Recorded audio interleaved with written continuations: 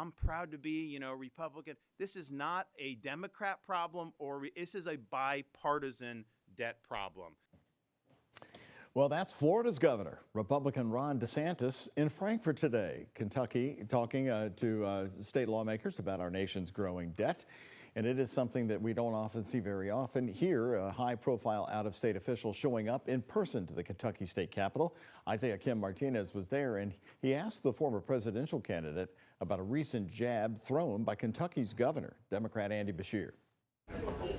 From Tallahassee, Florida to Frankfort, Kentucky, one of the more polarizing figures in national politics, Republican Governor Ron DeSantis traveled to discuss reducing the country's massive debt. I don't know if you saw it, but the governor of Kentucky actually had some comments, Andy Beshear, about you. I don't really know much about, the governor here. I saw someone that showed me those comments because I was coming here. But I had to ask for his response to the recent jab from Kentucky Governor Democrat Andy Beshear on a late-night talk show where he said DeSantis would be the last governor he'd want to run into at a conference. I wanted to see if you'd want to respond to that. Do you all have history? All I can say is, a guy that sends state police to try to block people from worshiping on Easter Sunday, a guy that's obsessed with gender mutilation of minors. If that's the person that's criticizing me, I wear that as a badge of honor. I got Beshear's response to DeSantis' exact words. Listen, I know how we've led in Kentucky. I know that in Kentucky we don't see the same type of division that you see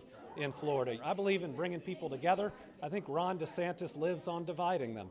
But he is a fellow governor, and so I hope he has a safe trip here in the Commonwealth. Both are seen as potential presidential contenders for their parties in 2028. DeSantis ran in 2024 before eventually dropping out and endorsing Donald Trump. This is a bipartisan debt problem. DeSantis testified before a panel of Kentucky lawmakers advocating for a Kentucky measure that would urge Congress to update the U.S. Constitution to require a balanced federal budget. I think people in Kentucky, you look at the voting history here, they want to reign in Washington. I believe that that's something that's very popular in Kentucky, and you have to do it. It marks the first time in a while that we've seen this kind of prominent out-of-state politician show up in person in Frankfort.